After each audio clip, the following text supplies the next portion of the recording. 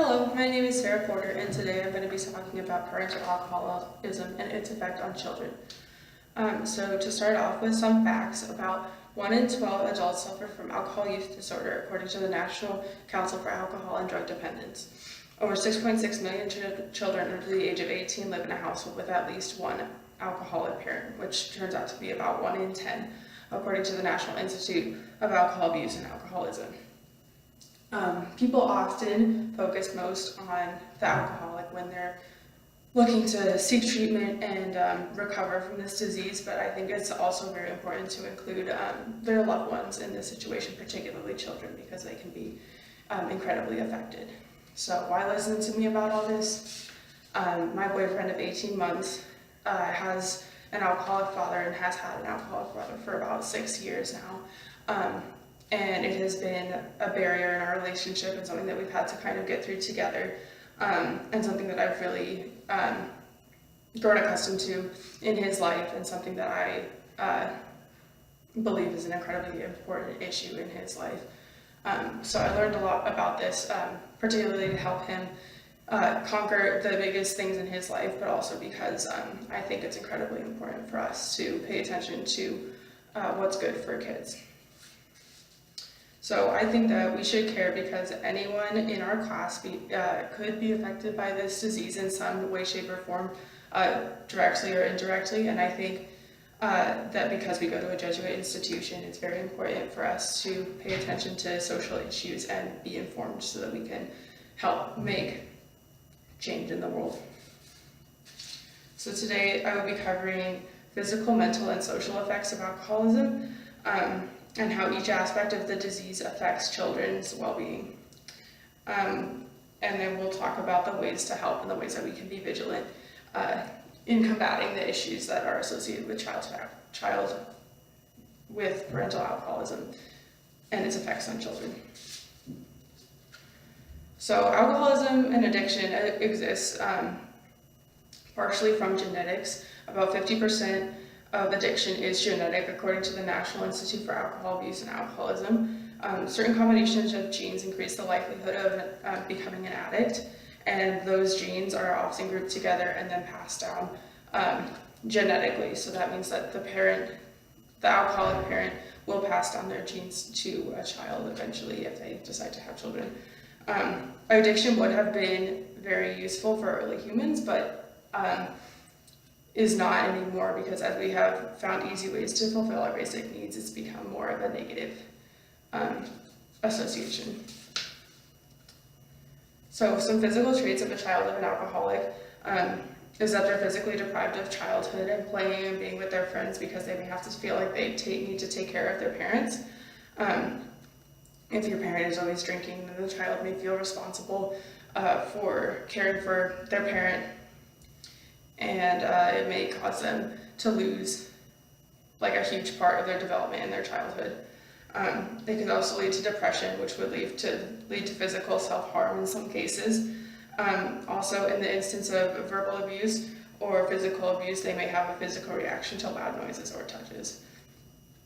Some evidence of this is children may also mimic their parents' behavior, as according to scientist Al Randora at Stanford University, who did an experiment where he had parents play with dolls in front of their kids, and if they played with them aggressively, the kids would also play with them aggressively. So ways to help is to recognize signs of addiction in children, which could be just like a want or a constant need for someone or something, and to combat that addiction early. So recognizing that there is a problem, making small and manageable lifestyle changes in the child's life, but not making big changes, because big changes would actually have an adverse effect. And the third one is seeking social support with friends and family, and holding the child and the family accountable. So alcoholism is a physical disease of the brain, which means that there's a rewiring that occurs in the brain. So according to the article, Disease Theory of Alcoholism, neurotransmitters initially are increased to the brain's pleasure centers and then decrease dramatically as the brain becomes more reliant upon alcohol. Addicts need to drink more and more to yield the same effect, which builds up tolerance. The frontal cortex is the most detrimentally affected.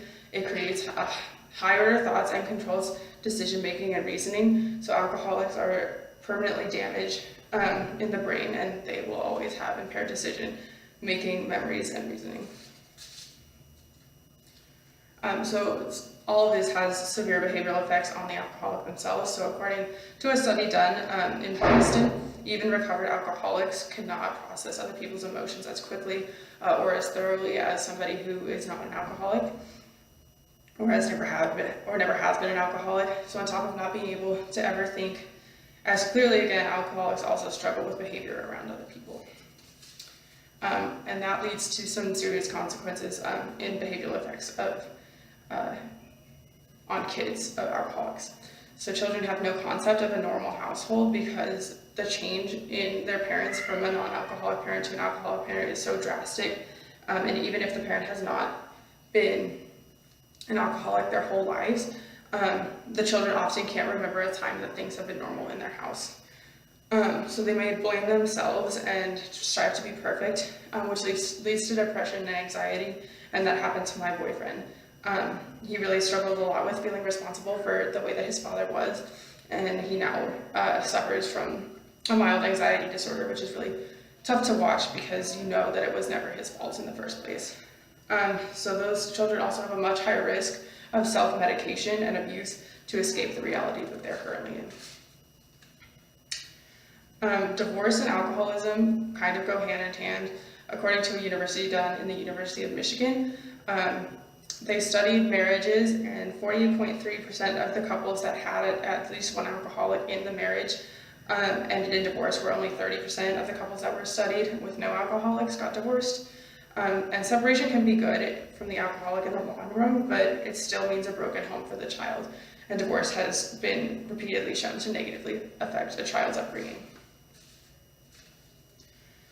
So like I said earlier, verbal abuse is one of the biggest concerns with alcoholism, because especially in kids, because it wrongly places the blame on children, leaving children to feel like they're not good enough.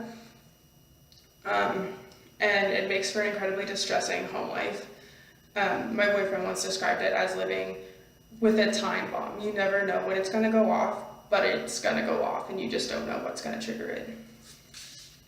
So some ways to help with the behaviors are therapy is one of the best ways to cope with an alcoholic family member. Getting outside perspective on a serious issue can always open eyes to the real problems and can give you coping mechanisms.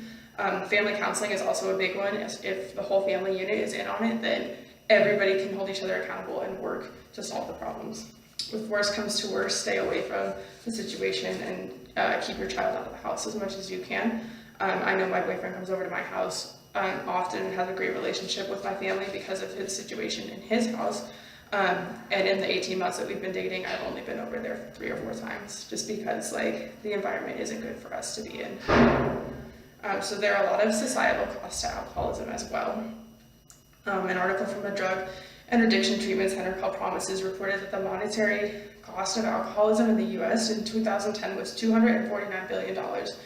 72% was due to loss of workplace productivity, where people did not come to work or did not meet their quotas. 10% was from criminal justice charges, which could have been anything as small as public intoxication or as large as sexual assault. And 5% was motor-related causes from driving while intoxicated. So the children feel more of the social effects in the household, like I said. Divorce and lack of interpersonal relationship between child and parent leads to a broken home life. The stress can bleed into school, which is where we see a lot of kids having difficulty in school, dropping out, and truancy. My boyfriend really struggled when his dad's alcoholism came to a peak. He just had his grades just dropped way down, and he almost failed out of school. The children can also have a lack of emotional perception, and that can lead to having few friends and a fear of abandonment. A study done showed that 50% of children in psychiatric care reported alcohol abuse in the home, and that information is from the National Association of Children of Alcoholics. So ways to help this are to connect and foster that relationship with the non-alcoholic parent and the child, because If they have a good support system of adults, then they will be able to turn to them for help whenever they need it. My boyfriend is blessed with an awesome mom and like great relatives that always have his back, and that's been a huge blessing for him. Therapy can also help children learn how to adjust like socially from their home life to the school life, and can give them coping mechanisms to use in everyday life. So a brief recap, we talked about physical, mental, and social aspects of alcoholism, ways parental alcoholism can affect children, and ways to help a child with an alcoholic parent.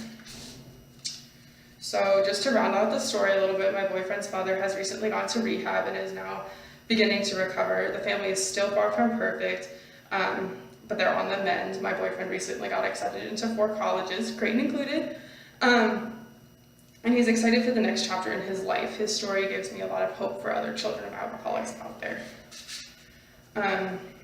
So as Jesuits, we are called to the value of cura personalis, which is care of the whole person, and we need to care for the whole person no matter what that entails. So if it means that we need to learn more about alcoholism, or we need to, go and help kids and take them out of their home life to help them feel more secure, then I think that we are really called to do that here at Creighton. So we need to be aware and educated of this problem as much as we can, and my hope is to continue my education on this topic and to learn how to improve more children's lives. Thank you.